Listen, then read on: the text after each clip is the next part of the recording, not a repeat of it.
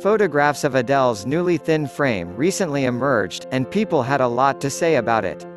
Then the singer appeared in a new picture with TV host Kinga Rusin at Beyoncé and Jay-Z's 2020 Oscars party and set the internet alight. The views vary from predictable cheers for her slender physique, and those who are worried that she looks too skinny. At a time when body positivity is, at last, being accepted more widely, some people are disappointed that she has changed what many saw as a positive representation of their own plus-size image.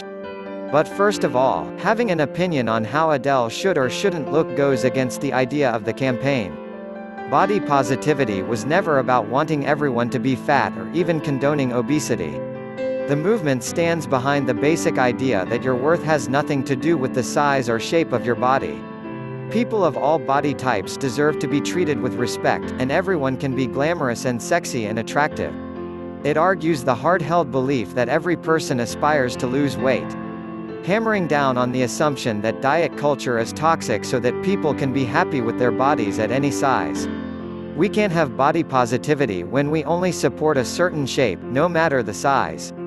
So who are we to criticize Adele's body in the first place? Her body belongs to her, no one else. Adele came into immense popularity for her otherworldly voice, romantic lyrics, long lashes, and porcelain skin.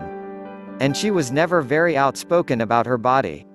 Adele's message has never been focused on the way she looks. While we might have all gushed over her curves, we were never let in on how she felt about them. I recall a 2015 interview on 60 Minutes Australia in which she said, "I've always been asked questions about my body and my weight and my size and my style and stuff like that. It seemed to astound people that I was plus size and being successful. That was how I felt." Apart from those few and far between comments, she never claimed to feel sexy in her curvy frame. One of my good friends said, "As a plus-size girl, I saw her as one of us." So now, underneath the thinly veiled concern that she has gotten too skinny, I feel a sense of betrayal among some fans. Many felt like a win that a plus-size girl got so much success in the music industry. Now that she's thin, those celebrating the weight loss are only enforcing fears that everyone would instead look thin, rather than the version of her body that mirrored their own. But what happened to admiring her for who she was?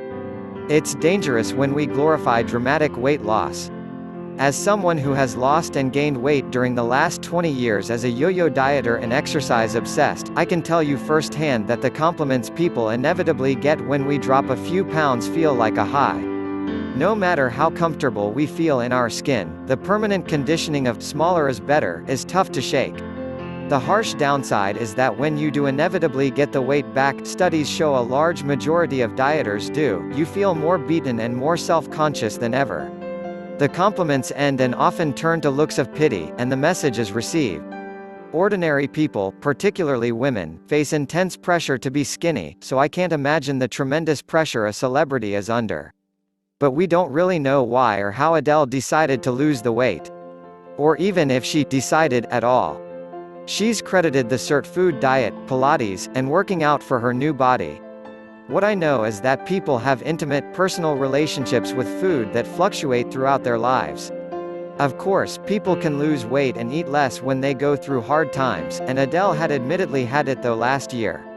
On her Instagram last May, she wrote 31 thank fu ****** G God. 30 tried me so hard. Perfection does not exist. I know I am not saying a great novelty. But I want to shout it. I wish they told me earlier. It should be included among the first teachings they give us. Do you know how long I spent looking for it? I thought I had to be perfect to find someone who could love me. If I could speak to my younger self, I would say this. I wanted to become what I am not, everyone wanted me different. I wasted time trying to be perfect, forgetting if I was happy. Now I can smile, but it wasn't always like this.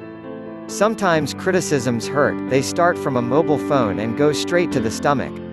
Perfection does not exist, only what you think of yourself counts when you look in the mirror. I am proud of what I see. I love the person I see. The important thing is to surround yourself with people who love you. I argue passionately against trolls who say she is glamorizing an unhealthy lifestyle. How can we then accuse Adele's thin body of somehow perpetuating an unattainable, unhealthy weight loss? Can't we just let her live? What if we focused on how happy she looks on the beach, instead of how she looks on the beach? Or the fact that she has a new album coming out? The answer is simple. Because regardless of success, we still judge by how we look, the symmetry of features, and the clothes we wear. Instead of joining the voices, let's remember the ultimate feminist cry, "My body, my choice," and apply that to all bodies and all choices.